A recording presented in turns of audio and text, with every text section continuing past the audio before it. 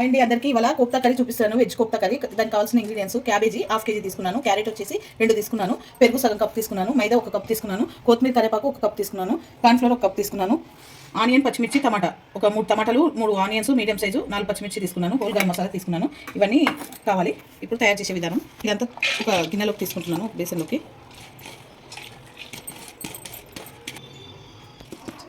ఇలా సన్నగా చాప్ చేసుకోవాలండి.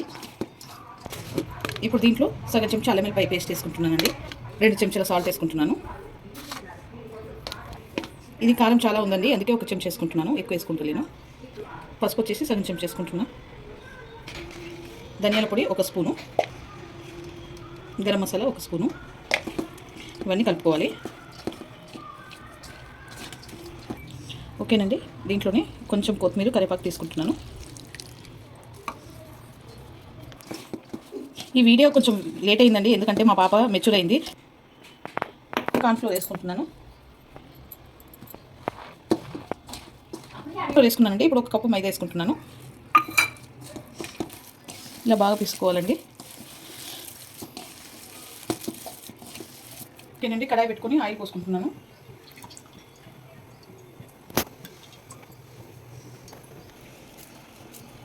ఇలా అన్ని కోప్తాలు చేసుకోవాలండి. ఆయిల్ పెట్టుకున్నాను, హీట్ అయింది. ఇప్పుడు ఒక్కొక్కటి వేసుకోవాలి దీంట్లో.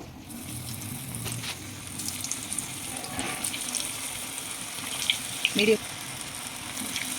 ఓకేనండి. అన్నీ ఇలా కాల్చుకోవాలి. ఇందులో పెట్టుకొని ఇటు కూడా ఇది మసాలా వేయించుకోవాలి.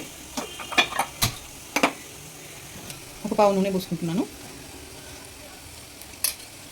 ఇదంతా వేసుకోవాలండి. ఆనియన్ పచ్చిమిర్చి టమాటా ఇవి కొంచెం మగ్గాక హోల్ గరం మసాలా అండి. దీంట్లో హోల్ గరం మసాలా వేస్తున్నాను. 1 స్పూన్ కొబ్బరి పొడి వేస్తున్నాను. కాజు వేసుకుంటున్నాను.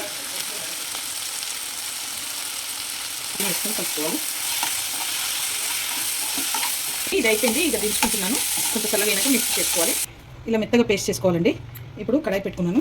దీంట్లో ఒక 3 స్పూన్ల ఆయిల్ పోసుకుంటున్నాను. ఇది కాగబెట్టిన నూనెనేనండి, అది వేయించుకున్నాం కదా, అదే ఆయిల్ పోసుకుంటున్నాను 3 స్పూన్లు. ఎందుకంటే మసాలా కూర కదా, కొంచెం ఎక్కువనే పడుతుంది.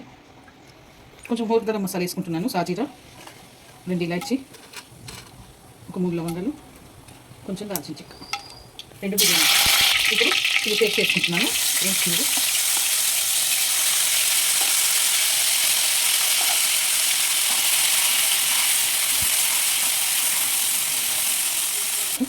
సరిగ్గా చేసుకుంటున్నాను.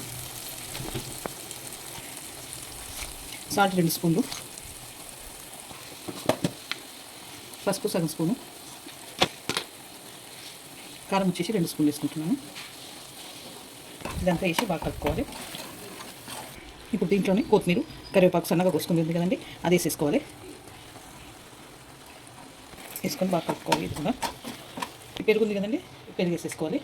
మొత్తం తెలియేంత వరకు, ఇది ఆయిల్ కొంచెం పైకి తెలియేంత వరకు ఉండనియండి. పెట్టేసుకుంటున్నాం.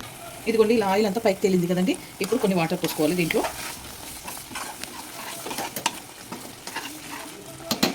ఈ మసాలా జార్లో వాటర్ తీసుకొని 1.5 గ్లాసు వాటర్ తీసుకోవాలి.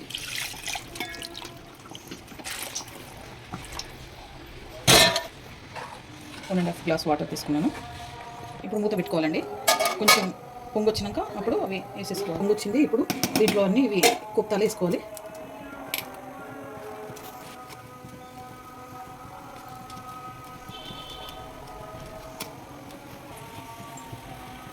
ఓకేనండి. ఇప్పుడు దీంట్లో కొంచెం కసూరి మెతి వేసుకోవాలి. కసూరి మెతి నలిచి వేసేసుకోవాలి. ఇలా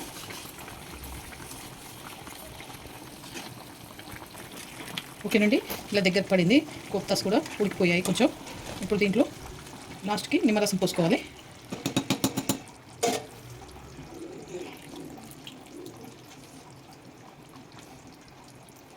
ఒక 5 మినిట్స్ నుంచి దించేసుకోవడమే.